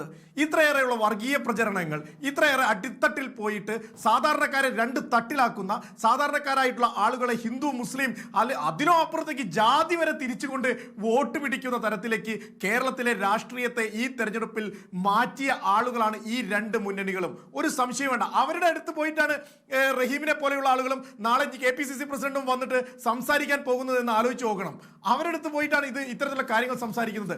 ഇത്തരത്തിൽ ആളുകളെ വിഘടിപ്പിക്കുന്ന തരത്തിലുള്ള ആളുകളാണ് ഇവിടെ മൈക്ക് കെട്ടി ഘോരം നരേന്ദ്രമോദിക്കെതിരെയും ഇന്ത്യ രാജ്യത്ത് നരേന്ദ്രമോദി ഇന്ത്യയെ വിഘടിപ്പിക്കാൻ പോകുന്നു, സ്നേഹത്തിന്റെ കട തുറക്കാൻ പോകുന്നു എന്നൊക്കെ പറഞ്ഞ് പ്രസംഗിക്കാൻ പോകുന്നത് എന്ന് ആലോചിക്കുന്ന സമയത്ത് ഇവരോട് കേരളത്തിലെ ജനങ്ങൾ എടുക്കുന്ന സമീപനം എന്തായിരിക്കും എന്നതാണ്. കാരണം ഞാൻ നേരത്തെ പറഞ്ഞല്ലോ, ഷാഫി പറമ്പിലിന് വേണ്ടിയിട്ട് ഏറ്റവും കൂടുതൽ കഴിഞ്ഞ പാലക്കാട് തെരഞ്ഞെടുപ്പ് സമയത്ത് ഏറ്റവും കൂടുതൽ ആഘോഷപൂർവ്വം നടത്തിയതാരാ? ഇവിടുത്തെ CPM-കാരാ, ഇവിടുത്തെ ഇടതുപക്ഷ പ്രവർത്തകരാണ് ഷാഫി പറമ്പിലിന് വേണ്ടിയിട്ട് പോസ്റ്റ് ചെയ്തതും അതേപോലെ തന്നെ ഈ ഫേസ്ബുക്കിലൊക്കെ പോസ്റ്റുകൾ ഇട്ടതൊക്കെ ഏറ്റവും കൂടുതൽ ഇടതുപക്ഷ പ്രവർത്തകരല്ലേ. അപ്പോൾ അവർക്ക് ആ സമയത്ത് BJP എതിർക്കണം. അതേ നിലപാട് തന്നെയാണ് ഷാഫി പറമ്പിൽ വടകരയിൽ വന്ന സമയത്ത് എന്താ പറയുക, പച്ചയായിട്ടുള്ള വർഗീയ പ്രചരണങ്ങൾക്ക് ഏറ്റെടുക്കുകയും മത നേതാക്കന്മാരുടെ പേരുകളിൽ വ്യാജമായിട്ടുള്ള ലെറ്റർ പേഡുകളാണ് അടിച്ചുകൊണ്ട് വ്യാജ പ്രചരണങ്ങൾക്ക് നേതൃത്വം കൊടുക്കുകയും ചെയ്തത്. ഇത്തരത്തിലുള്ള ആളുകൾക്കെതിരെ കേസെടുക്കുന്നതിനുള്ള സമീപനം ഇതുവരെ പോലീസ് സ്വീകരിച്ചിട്ടില്ല എന്നതാണ്. എന്താ പറയുക, ഒരു തരം എന്താ പറയുക, ലീഗ് പ്രവർത്തകരായതുകൊണ്ടായിരിക്കാം CPM കേസെടുക്കാത്ത സമീപനമാണ് വടകരയിൽ പല സ്ഥലത്തും കണ്ടത്. പലതരത്തിലും പലതരം കേസുകൾ എടുത്തതും ഇത്തരത്തിലുള്ള വ്യാജ നമ്മുടെ കാന്തപുരത്തിന്റെ പേരിലൊക്കെ വ്യാജ ലെറ്റർ പേഡ് അടിച്ച ആളുകൾക്കെതിരെ അല്ല കേസെടുത്തിരിക്കുന്നത്, മറ്റു ചില കേസുകളാണ് കേസെടുത്തിരിക്കുന്നത്. അപ്പോൾ ഇത്തരം ആളുകൾക്കെതിരെ, ലീഗിന്റെ പ്രവർത്തകരായിട്ടുള്ള ആളുകൾക്കെതിരെ കേസെടുക്കാതിരിക്കുന്ന സമീപനവും ഇടതുപക്ഷ സർക്കാർ നേതൃത്വം കൊടുക്കുന്ന പോലീസ് എടുത്തിട്ടില്ല എന്നുള്ള സമീപനം അതാണ് താങ്കളുടെ നിലപാട്. ശ്രീ നൗഷാദ് അലി, നോക്കൂ, വടകര ലോക്സഭാ മണ്ഡലത്തിലെ കോൺഗ്രസ് അല്ല ഒന്നാമത്തെ പാർട്ടിയായി നിന്നത് ലീഗാണ് എന്ന ആക്ഷേപവും കൂടിയുണ്ട്. അതിന് നേരത്തെ പറഞ്ഞ റഹീം തന്നെ ഉന്നയിക്കുന്ന ഒരു ആക്ഷേപമുണ്ട്. ലീഗിന് മേൽ ചാരി നിൽക്കുന്ന തെരുവു ചട്ടമ്പിയായി കോൺഗ്രസ് മെലിഞ്ഞു. ലീഗിന്റെ പിടലിക്ക് ചാരി നിന്ന് വീരസ്യം പറയുന്ന മെലിഞ്ഞ ഗുണ്ട. അപ്പോൾ ഈ നിലയിൽ കോൺഗ്രസ് യഥാർത്ഥത്തിൽ മുസ്ലിം ലീഗിനെ ചാരി നിൽക്കുന്ന മെലിഞ്ഞ ഗുണ്ടയായി മാറിയിരിക്കുകയാണത്രേ CKP നൗഷാദ് അലി. അല്ല, ഞാനിങ്ങനെ നിലവാരം കുറഞ്ഞ പദപ്രയോഗങ്ങൾക്കും വിമർശനങ്ങൾക്കും ഒക്കെ എന്നെ നിങ്ങൾ മറുപടി പറയാൻ നിർബന്ധിക്കരുത്. കാരണം അതൊക്കെ പറഞ്ഞ് എന്തിനാണ് നമ്മുടെ ചർച്ചയെ നമ്മൾ മലീമസമാക്കുന്നത്? റഹീം എന്തോ കൊട്ടേഷൻ ആരും ഏൽപ്പിച്ചു കൊടുത്ത് അദ്ദേഹം കുറേ കാര്യങ്ങളിലൂടെ ഛർദ്ദിച്ച് അദ്ദേഹം വന്ന വഴി തിരുവനന്തപുരത്തേക്ക് മടങ്ങിപ്പോയി എന്ന് മാത്രമേ ഉള്ളൂ. അതിനെയൊക്കെ ആ ഒരു നിലവാരത്തോടെ മാത്രമേ കാണുന്നുള്ളൂ. ഞാനൊരു കാര്യം പറയട്ടെ, ഇവിടെ ഇവർക്ക് വയനാട്ടിൽ കൽപ്പറ്റയിൽ, സുൽത്താൻ ബത്തേരിയിൽ, മാനന്തവാടി, അരീക്കോട്, വണ്ടൂർ, നിലമ്പൂർ, മുക്കത്തൊക്കെ ലീഗിന്റെ കൊടി കണ്ടിട്ടില്ലെങ്കിൽ അത് വലിയ പ്രശ്നം. നാദാപുരത്ത് ലീഗിന്റെ അനവധി കൊടികൾ കണ്ടു എന്നുള്ളത് അത് വേറൊരു പ്രശ്നം. ഇവിടെ നേരത്തെ ചിത്തരഞ്ജൻ പറഞ്ഞാണ് നാദാപുരത്ത് നടന്ന ആ റാലിയിൽ ലീഗിന്റെ കൊടി മാത്രമേ ഉള്ളൂ എന്ന്. അപ്പൊ ഇവര് ഇത്തരത്തിൽ എവിടെ എന്തെങ്കിലും ഒരു നിലപാട് വേണമല്ലോ. ലീഗിനെ പറ്റി ഇവർ കുറെ പ്രശംസിക്കുന്നു, ലീഗ് ഒരു മഹത്തായ പാർട്ടിയാണ് എന്ന് ഗോവിന്ദൻ തൊട്ടുള്ള ആളുകൾ പറയുന്നു. ഇപ്പൊ കുറച്ചു കഴിഞ്ഞാൽ ലീഗിനെ പറ്റി ഇങ്ങനെ പറയുന്നു. ഇതൊക്കെ മാറിയും മാറ്റിയും ഒക്കെ പറഞ്ഞുകൊണ്ടിരിക്കുന്ന ആളുകളാണ്. ഇപ്പൊ പറഞ്ഞതും ഈ പറഞ്ഞ റഹീമുമാരും CPM ഒക്കെ നാളുകളിലും മാറ്റും. ഞാൻ വളരെ സിമ്പിളായ ഒരു ചോദ്യം മാത്രമേ നികേഷിനോട് ഈ അവസരത്തിൽ ചോദിക്കാൻ ആഗ്രഹിക്കുന്നുള്ളൂ. വടകര മണ്ഡലത്തിൽ ഏറിയാൽ മുസ്ലിം സമുദായം ഒരു 33%, 35% ഉണ്ടാകും. അങ്ങനെ ഒരു സമുദായത്തിൻ്റെ പേരിൽ ഒരു വർഗീയത ഉണ്ടാക്കിയിട്ട് അപ്പുറത്തുള്ള 65% വോട്ട് വേണ്ടെന്ന് വെക്കുക എന്നൊരു ബുദ്ധിമോശം ഏതെങ്കിലും ഒരു തലക്ക് വെളിവുള്ള ആരെങ്കിലും ചെയ്യുമോ? ഇതൊക്കെ വളരെ കൃത്യമായിട്ട് ആസൂത്രണം ചെയ്ത് നടപ്പിലാക്കി എങ്ങനെയെങ്കിലുമൊക്കെ രക്ഷപ്പെടാനുള്ള ശ്രമങ്ങളാണ് അവർ നടത്തിയത് CPM. കാരണം അവർക്ക് അത്തരത്തിലുള്ള ദീർഘമായ അനുഭവ പരിചയമുണ്ട്. ഇങ്ങനെയുള്ള പണി നടത്തി വിജയിപ്പിച്ചതിന് ഞാൻ നേരത്തെ മാഷാ അല്ലാഹ് സ്റ്റിക്കറും ആ ഫസലിൻ്റെ കൊലപാതക കേസും മേമുണ്ടയിലെ സംഭവമൊക്കെ നിങ്ങളോട് പറഞ്ഞു. ഇത്തരത്തിൽ മാറി മാറി ഇവർ ചെയ്യും. പിന്നെ ഇവിടെ നേരത്തെ BJPയുടെ സ്നേഹിതം പറഞ്ഞു കോഴിക്കോട് MK രാഘവൻ എന്തെങ്കിലും വർഗീയ പ്രചരണം നടത്തിയെന്ന്. ഇതൊക്കെ ഈ പ്രാസമൊപ്പിക്കാൻ വേണ്ടി എന്തെങ്കിലും പറയരുത്. കരീം ക എന്ന പേരിൽ പോസ്റ്റർ അടിച്ച് ഏട്ടനൈക്കുറി വേണ്ട, നമ്മുടെ ഇക്ക പോട്ടെ പാർലമെന്റിലേക്ക്, നമ്മുടെ ആളുകൾ പോയാലല്ലേ അവിടെ നമുക്ക് വേണ്ടി പറയാൻ പറ്റൂ എന്നൊക്കെ വീടുകളിൽ കയറി പറഞ്ഞതിൻ്റെ സാക്ഷിമൊഴികൾ എത്രയോ ഞങ്ങളുടെ അടുത്തുണ്ട്. അങ്ങനെയുള്ള വീട്ടുകാർ MK രാഘവനെയും സഹപ്രവർത്തകരെയൊക്കെ നേരിട്ട് വിളിച്ചു പറഞ്ഞ എത്രയോ അനുഭവങ്ങളുണ്ട്. ഇവിടെ ഈ തെരഞ്ഞെടുപ്പ് വേളയിൽ മുഴുവൻ CAA, NRC അതിലൊന്നും കോൺഗ്രസിന് നിലപാടില്ല എന്ന് പറഞ്ഞ് മുസ്ലിങ്ങളെ വശീകരിക്കാനുള്ള ശ്രമങ്ങളല്ലേ മലബാറിൽ ഉടനീളം അവർ നടത്തിയത്. ഈ മലബാറിലൊരു 4-5 ജില്ലകളിൽ ഇവിടെ പിണറായി വിജയൻ നേരിട്ടിറങ്ങിമെന്ന് റാലിയും നടത്തി. തെക്കൻ ജില്ലയിൽ എവിടെയില്ല, എന്താ കോട്ടയത്തും പത്തനംതിട്ടയൊന്നും ഈ CAA നിയമം ഇല്ലേ, തൃശ്ശൂരില്ലേ? ഇതൊക്കെ വലിയ വിരോധാഭാസങ്ങളും ചിരിയുണർത്തുന്ന കാര്യമാണ്. കേരളത്തെ സംബന്ധിച്ചിടത്തോളം ഇങ്ങനെയൊന്നുമുള്ളൊരു പരിസരവും പശ്ചാത്തലമൊന്നും ഇവിടെ ഇല്ല. ഇനി വടകരയെ പറ്റി പറയുകയാണെങ്കിൽ കേരളത്തിൽ ആദ്യമായിട്ട് ഉത്തരേന്ത്യൻ മോഡലൊരു ആസൂത്രിത വർഗീയ കലാപം നടന്നത് ഈ വടകര പാർലമെന്റ് മണ്ഡലത്തിന്റെ പരിധിയിലാണ്, തലശ്ശേരിയിൽ. അത്തരമുള്ള ഒരു സ്ഥലം നാദാപുരമൊക്കെ സീരിയലായിട്ടുള്ള ഒരുപാട് കലാപങ്ങൾ, കാലുഷ്യങ്ങൾ അരങ്ങേറിയിട്ടുണ്ട്. അക്കാലത്തൊക്കെ കേരളത്തിൽ BJP ഇത്ര കണ്ട ആളും അർത്ഥവുമുള്ള പാർട്ടി ആയിരുന്നില്ല. ഇന്നവർ ആ പാതയിലേക്ക് വരികയാണ്. അവർക്ക് പല സ്ഥലങ്ങളിലും ഭരണമുണ്ട്, ഇന്ത്യ ഭരിക്കുന്നു. അതുകൊണ്ട് ഇനി പണിയെടുത്താൽ CPM ഇതിന്റെ ഗുണം നിങ്ങൾക്കല്ല കിട്ടാൻ പോകുന്നത്. ശ്രീ ചിത്രരഞ്ജൻ, അതിന് താങ്കളാണ് മറുപടി പറയേണ്ടത്. രണ്ട് സമുദായങ്ങളുടെ പേര് ഇവിടെ വന്നു കഴിഞ്ഞിരിക്കുന്നു. തീയ വിഭാഗത്തിന്റെയും മുസ്ലിം വിഭാഗത്തിന്റെയും. ഇത് രണ്ടും തമ്മിലുള്ള ഒരു പോരാട്ടത്തിലേക്ക് അല്ലെങ്കിൽ വർഗീയ ചേരിതിരിവിലേക്ക് കാര്യങ്ങൾ മാറ്റാൻ ഏതെങ്കിലും രാഷ്ട്രീയ പാർട്ടി ശ്രമിച്ചിട്ടുണ്ടോ? അതിനെ പ്രതിരോധിക്കാൻ എന്ന വണ്ണം മറ്റേതെങ്കിലും രാഷ്ട്രീയ പാർട്ടി അതിൽ രാഷ്ട്രീയ മുതലെടുപ്പ് നടത്തിയിട്ടുണ്ടോ എന്നുള്ളതിന് മറുപടി പി ചിത്രരഞ്ജനിൽ നിന്ന് ഒരിക്കൽ കൂടി തേടും. ഒപ്പം തന്നെ സണ്ണിക്കുട്ടി എബ്രഹാമിനോട് എനിക്ക് ഇന്നത്തെ രാഷ്ട്രീയമായ ചില ചർച്ചകളെക്കുറിച്ച് ചോദിക്കാനുണ്ട്. പി ചിത്രരഞ്ജൻ, മുസ്ലിം സ്ഥാനാർത്ഥി വടകര ലോക്സഭാ മണ്ഡലത്തിൽ ഇതുവരെ ജയിച്ചിട്ടില്ല. അപ്പോൾ അവിടെ വർഗീയമായ രീതിയിലുള്ള എതിർപ്പ് മുസ്ലിം സമുദായത്തിനോട് മറ്റു വിഭാഗങ്ങൾക്കുണ്ട് എന്നനുമാനിച്ച CPM LDF ആ നിലയിലൊരു തെരഞ്ഞെടുപ്പ് പ്രചരണം നടത്താൻ തീരുമാനിച്ചു എന്നാണോ കാണേണ്ടത്? ഒരിക്കൽ പോലും ഞങ്ങൾ ചിന്തിച്ചിട്ടുമില്ല, ഞങ്ങൾ നടത്തത്തുമില്ല. ഞങ്ങളുടെ പാരമ്പര്യം അതല്ല. ഷൈല ടീച്ചറിനെ പോലെയുള്ള ഒരു സ്ഥാനാർത്ഥിക്ക് ഇതുപോലൊന്നും പറയേണ്ട കാര്യമുണ്ടോ? നിങ്ങളത് ചിന്തിച്ചാൽ മതി. ഷൈല ടീച്ചറിനെ പോലെ കേരളം അംഗീകരിക്കുന്ന, രാജ്യം അംഗീകരിക്കുന്ന ഒരു പൊതുപ്രവർത്തകയ്ക്ക് ഇത് വല്ലതും ഇന്ന് പി ചിത്രരഞ്ജൻ 5 ലോക്സഭാ മണ്ഡലങ്ങളിലെ ശക്തമായ മത്സരം, വേണമെങ്കിൽ പരാജയം വരെ നേരിടാം എന്ന് കരുതുന്ന UDF വടകര ഉൾപ്പെടുത്തിയിട്ടില്ല. ശൈല ടീച്ചർ മത്സരിക്കുന്ന വടകര ഉൾപ്പെടുത്തിയിട്ടില്ല.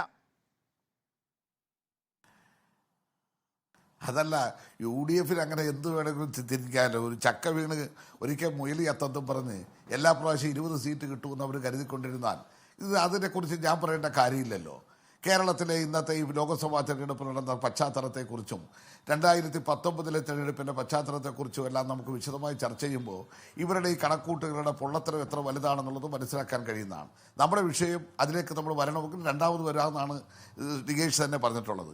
ഇവിടെ പറഞ്ഞു ഞങ്ങൾ കോൺഗ്രസിൻ്റെ CAA റാലിയും മറ്റു കാര്യങ്ങളൊക്കെ കാണിച്ച് ഒറ്റപ്പെടുത്താൻ ശ്രമിച്ചു, അല്ലെ മുഖ്യമന്ത്രി ഇറങ്ങി. ഞങ്ങൾ രാഷ്ട്രീയ പ്രചരണമല്ലേ നടത്തിയത്? കോൺഗ്രസ് എന്ത് നിലപാടാണ് എത്ര പ്രശ്നങ്ങൾ എടുത്തിട്ടുള്ളത്? ഞങ്ങൾ ഇടതുപക്ഷക്കാർ, ഞങ്ങൾ വലിയ ശക്തിയാണെന്നൊന്നും ഞങ്ങൾ പറയുന്നില്ല. ഞങ്ങൾ ഉള്ളവരെ വെച്ചുകൊണ്ടാണെങ്കിൽ പോലും പാർലമെൻറ്റിനകത്താണെങ്കിലും പുറത്താണെങ്കിലും അത്തരം BJP ഗവൺമെൻറ് നയങ്ങൾക്കെതിരായി ശക്തമായി ഞങ്ങൾ പ്രതിരോധിച്ചിട്ടില്ലേ? ഞങ്ങൾ ഏതെങ്കിലും കാര്യത്തിൽ അറച്ചു തന്നിട്ടുണ്ടോ? ഞങ്ങളുടെ നിലപാടുകൾ സുവ്യക്തമായി പറഞ്ഞിട്ടില്ലേ? എത്രയോ തവണ നമ്മൾ ചർച്ച ചെയ്യപ്പെട്ടിട്ടുള്ള വിഷയമാണ്. അതൊന്നും ഞാനിവിടെ പറയാൻ ആഗ്രഹിക്കുന്നില്ല. ഞങ്ങളുടെ പ്രചരണത്തിൻ്റെ ചുക്കാൻ പിടിച്ച കേരളത്തിൻ്റെ മുഖ്യമന്ത്രി ഈ കേരളത്തിൽ അദ്ദേഹം പങ്കെടുത്തുള്ള റാലികളിൽ മുസ്ലിം കേന്ദ്രങ്ങളിൽ മാത്രമാണോ പോയത്? ന്യൂനപക്ഷ കേന്ദ്രങ്ങളിൽ മാത്രമാണോ പോയത്? നിങ്ങൾ പരിശോധിച്ച് നോക്കൂ.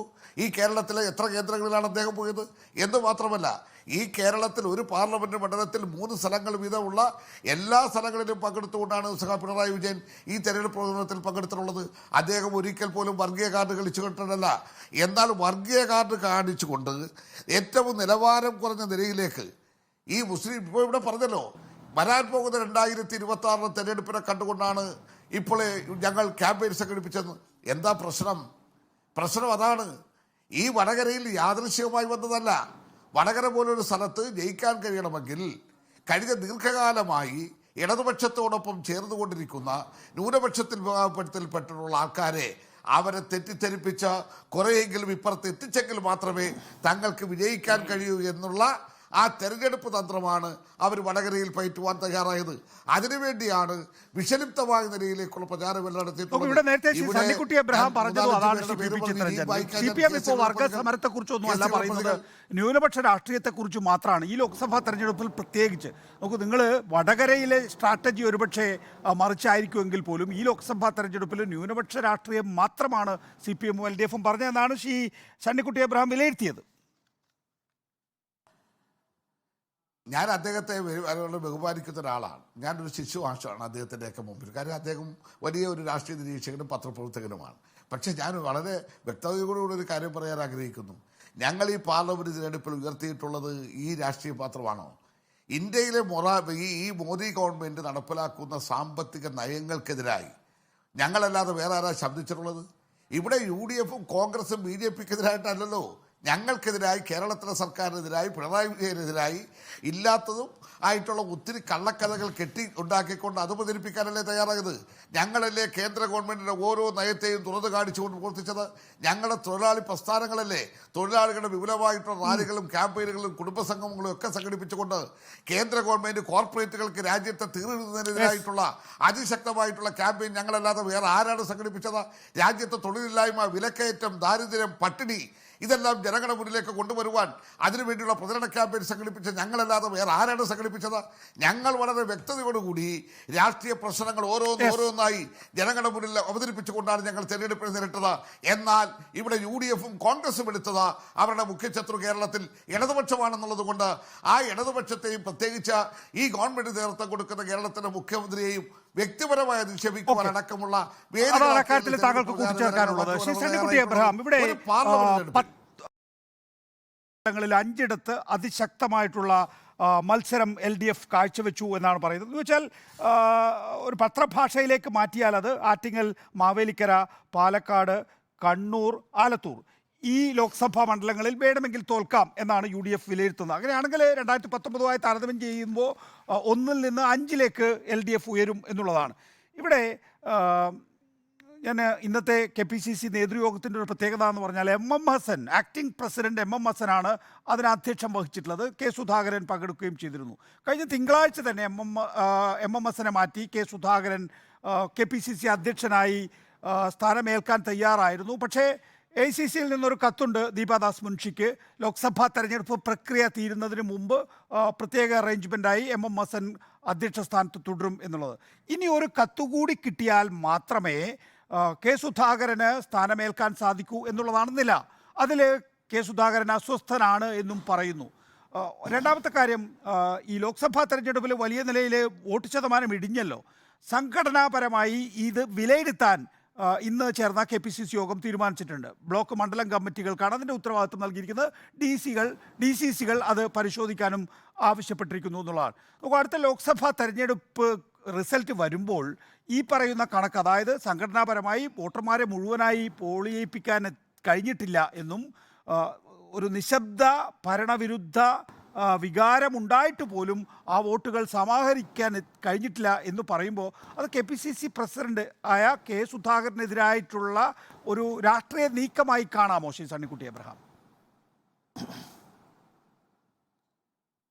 നികേഷേ, ഇന്നത്തെ KPCC നേതൃയോഗത്തിൽ അത്യാവശ്യം വസ്തുനിഷ്ഠമായ ഒരു ചർച്ച നടന്നുവെന്നാണ് ഞാൻ മനസ്സിലാക്കുന്നത്. ഞാൻ നികേഷിനെ വിളിച്ചതിന് ശേഷമാണ് ഞാൻ ഇതിനെക്കുറിച്ച് അന്വേഷിച്ചത്.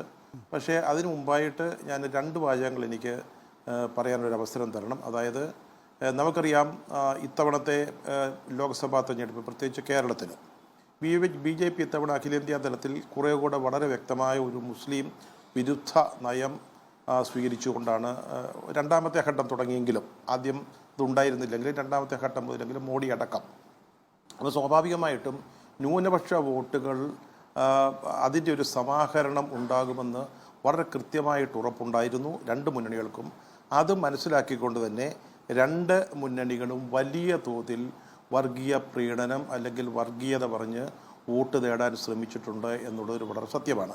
ഇവിടെ കോഴിക്കോട്ട് കോൺഗ്രസ് ആർക്കും സീറ്റില്ല, ഇനി കിട്ടത്തില്ല എന്നൊക്കെ പറഞ്ഞു. എങ്ങനെയാണ് മലബാറിലെ പല സീറ്റുകളും CPM നേടിയത്? BJP ഇപ്പോൾ ചെയ്തതുപോലെ കോൺഗ്രസിൽ നിന്ന്, ലീഗിൽ നിന്ന് ആളുകളെ പിടിച്ച് അവിടെ ഒരു പ്രത്യേകതരം സോഷ്യൽ എൻജിനീയറിങ് നടത്തി തന്നെയാണ് ശ്രീ ചിത്തരഞ്ജൻ നിങ്ങളുടെ പാർട്ടി പല ലീഗ് മണ്ഡലങ്ങളിൽ, കോൺഗ്രസ് മണ്ഡലങ്ങളിൽ സ്ഥാനാർത്ഥികളെ ജയിപ്പിച്ചത്. ഞാൻ ഒറ്റ കാര്യം പറയട്ടെ, നിങ്ങൾ സദ്ദാം ഹുസൈനെ വരെ വെച്ച് വോട്ട് തേടിയ പാർട്ടിയാണ്. 1980 E.K. നായനാർ ദേശാഭിമാനിയിൽ എഴുതിയ ലേഖനത്തിൽ ഏകീകൃത സിവിൽ നിയമത്തിൻ്റെ പ്രസക്തിയെപ്പറ്റി അദ്ദേഹം ഒരു ലേഖനം എഴുതുകയുണ്ടായി. തുടർച്ചയായിട്ട് 2, 3, 4 ലക്കങ്ങളിൽ ദേശാഭിമാനിയിൽ വന്നതാണ്. ഇന്ന് എഴുതുമോ നിങ്ങൾ ഏകീകൃത സിവിൽ നിയമത്തെ സ്വാഗതം ചെയ്തുകൊണ്ട്, അല്ലെങ്കിൽ അതാണ് ശരി, അതാണ് പ്രസക്തമായിട്ടുള്ളത് പറഞ്ഞുകൊണ്ട്, അല്ലെങ്കിൽ ശരീഅത്ത് നിയമം ഒരു ശാശ്വതമായ ഒന്നല്ല എന്ന് പറഞ്ഞുകൊണ്ട് അന്ന് നായനാർ എഴുതി 80-ൽ എറണാകുളം പബ്ലിക് ലൈബ്രറിയിൽ നടത്തിയ ജനസംസ്കൃതി നടത്തിയ ഒരു സെമിനാറിൽ അദ്ദേഹം നടത്തിയ പ്രസംഗം 3, 4 ലക്കങ്ങളിലായിട്ട് ദേശാഭിമാനി കൊടുത്തു. അത് അന്ധക്കാരത്തിലെ ദേശാഭിമാനി, അന്ധക്കാരത്തിലെ പാർട്ടി. അതൊന്നും അല്ല ഇപ്പോൾ നടക്കുന്നത്. നിങ്ങളും നല്ല ഒന്നാന്തരമായിട്ട് വർഗീയത പറഞ്ഞ് വോട്ട് നേടാൻ പഠിച്ചിരിക്കുന്നു. അതിൽ കോൺഗ്രസ്സുകാരേക്കാൾ കോൺഗ്രസ്സുകാർ ഇപ്പോഴും MA MSc-യുമായിട്ട് നിൽക്കുന്നേ ഉള്ളൂ. നിങ്ങളതിൽ PhD എടുത്തിരിക്കുന്നു. പിന്നീട് നികേഷ് പറഞ്ഞ ഒരു വിഷയത്തിലേക്ക് വന്നാൽ, ഞാൻ മനസ്സിലാക്കിയത് 5 മണ്ഡലങ്ങളെക്കുറിച്ചല്ല, 3 മണ്ഡലത്തിലാണ് ഏറ്റവും ശക്തമായ ഒരു പോരാട്ടം നടന്നത്. ഒരുപക്ഷെ പരാജയം സംഭവിക്കാവുന്ന, ഇതെൻ്റെ അറിവാണ് കേട്ടോ, ഈ പറഞ്ഞത് ശരിയാണോന്നില്ല. അതായത് മാവേലിക്കര, അതുപോലെ തന്നെ പിന്നെ മാവേലിക്കര, ആറ്റിങ്ങൽ, പിന്നെ ആലത്തൂർ, ഈ 3 മണ്ഡലങ്ങളാണ് സംശയത്തോടു കൂടി അല്ല ഞാൻ മനസ്സിലാക്കിയത് ഈ 3 മണ്ഡലങ്ങളെക്കുറിച്ചാണ് അവിടെ കൃത്യമായിട്ടുള്ള ഒരു വിലയിരുത്തൽ നടന്നത്. പക്ഷേ ഇതിലേറ്റവും രസകരമായ അല്ലെങ്കിൽ വളരെ പ്രധാനപ്പെട്ടത് എന്ന് പറയുന്നത് ഇനി 20 സീറ്റ് ജയിക്കുമെന്നവർ പറയുന്നു. ഇനി 16 ജയിച്ചാലും 14, 17 ജയിച്ചാലും 15 ജയിച്ചാലും ഇതൊന്നും കോൺഗ്രസ് എന്ന് പറയുന്ന പാർട്ടിയുടെ സംഘടനാ സംവിധാനത്തിൻ്റെ മികവ് കൊണ്ടായിരിക്കില്ലെന്നും അത് കൃത്യമായ ഒരു ഭരണവിരുദ്ധ വികാരം കേരളത്തിൽ നിലനിന്നതുകൊണ്ടും നമ്മൾ നേരത്തെ പറഞ്ഞതുപോലെ ഒരു ന്യൂനപക്ഷങ്ങളുടെ ഒരു സമാഹരണം UDF അനുകൂലമായിട്ട് വന്നിട്ടുണ്ടെങ്കിൽ അതുകൊണ്ടുമായിരിക്കും എന്നാണ് വളരെ കൃത്യമായിട്ട് നടന്നത്.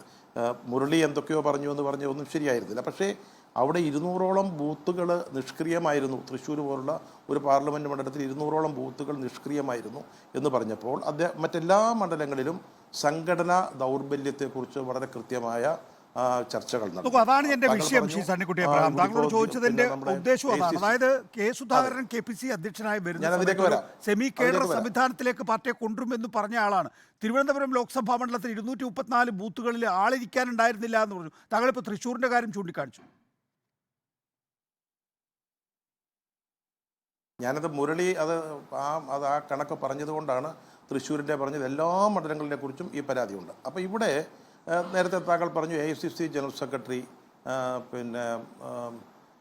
അവരുടെ കയ്യിൽ ഒരു കത്തുണ്ട്. അത് ഡ്യൂറിങ് ദ ഇലക്ഷൻ പ്രോസസ്സ്. അതാണ് അതിപ്പോൾ ഇലക്ഷൻ പ്രോസസ്സ് എന്ന് പറഞ്ഞാൽ വോട്ടിംഗ് കഴിയുമ്പോൾ അത് തീർന്നോ അതോ ഇനി കൗണ്ടിങ് കൂടെ കഴിഞ്ഞ് ഫലം അറിഞ്ഞതിന് ശേഷം മതിയോ എന്നുള്ളൊരു തർക്കമുണ്ട്. പക്ഷേ ഇന്നിപ്പോൾ കോൺഗ്രസ്സിൽ അല്ലെങ്കിൽ കേരളത്തിലെ കോൺഗ്രസ്സിൽ നടക്കുന്ന ഒരു കാര്യം, ഇനി തെരഞ്ഞെടുപ്പിൽ ജയിച്ചാലും തോറ്റാലും KPCC പ്രസിഡന്റ് സ്ഥാനത്ത് ഒരു മാറ്റം വരണം.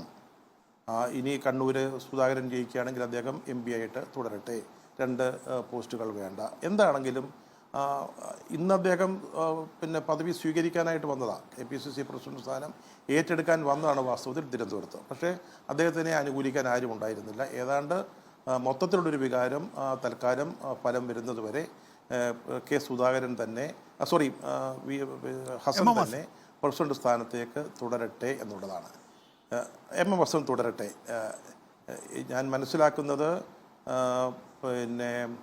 സുധാകരൻ ഈ തെരഞ്ഞെടുപ്പിന് ശേഷം പ്രസിഡന്റ് സ്ഥാനത്തേക്ക് തിരിച്ചു വരികയാണെങ്കിൽ അതിനെതിരായിട്ട് പ്രതിപക്ഷ നേതാവ് അടക്കമുള്ള ആളുകൾ അതിശക്തമായൊരു നിലപാടെടുത്തിട്ടുണ്ട്. ഈ സെമി കേഡർ എന്നൊക്കെ പറഞ്ഞെങ്കിൽ ഞാൻ സുധാകരനെ മാത്രം കുറ്റം പറയുന്നില്ല. സുധാകരൻ ഒറ്റയ്ക്ക് സെമി കേഡർ ഉണ്ടാക്കാൻ പറ്റില്ല, ഇതൊന്നും നടക്കത്തില്ല. അത് നമുക്ക് എല്ലാവർക്കും അറിയാവുന്ന കാര്യമാണ്. അദ്ദേഹത്തിൻ്റെ ആരോഗ്യ പ്രശ്നങ്ങളുണ്ടായിരുന്നു. അദ്ദേഹം അതൊരു കണ്ണൂർ കമ്മിറ്റിയാക്കി KPCCയെ അല്ലെങ്കിൽ KPCCയിലെ ഭരണ സംവിധാനത്തെ മാറ്റുകയോ മാറുകയോ ചെയ്തു. ഇതൊക്കെ പാർട്ടിയുടെ സംഘടനാ ചട്ടക്കൂടിൻ്റെ ബലത്തെ വല്ലാതെ ബാധിച്ചു. അത് ക്ഷയം ഉണ്ടായി എന്ന കാര്യത്തിൽ ഇപ്പോൾ കേരളത്തിലെ കോൺഗ്രസ് പാർട്ടി അതിപ്പോൾ തെരഞ്ഞെടുപ്പിലെ ഫലം അതുമായിട്ട് വലിയ കാരണമൊന്നുമില്ല. ഇനി 20 സീറ്റ് ജയിച്ചെന്ന് പറഞ്ഞാലും ഒരുപക്ഷെ ഇതിൻ്റെ സംഘടനാ സംവിധാനത്തിൽ ഒരു മാറ്റം വേണം എന്നുള്ള ഒരു സണ്ണിക്കുട്ടി അബ്രഹാം, താങ്കൾ നേരത്തെ പറഞ്ഞ പോലെ പ്രതിപക്ഷ നേതാവ് VD സതീശനെ സംബന്ധിച്ചിടത്തോളം കെ സുധാകരൻ തിരിച്ചു വരികയാണെങ്കിൽ അതിശക്തമായ നിലപാടെടുക്കുമെന്ന് പറഞ്ഞു. വേണമെങ്കിൽ മറ്റൊരു നിരീക്ഷണം കൂടി ഞാൻ ഇതിനോടൊപ്പം കൂട്ടിച്ചേർക്കാം.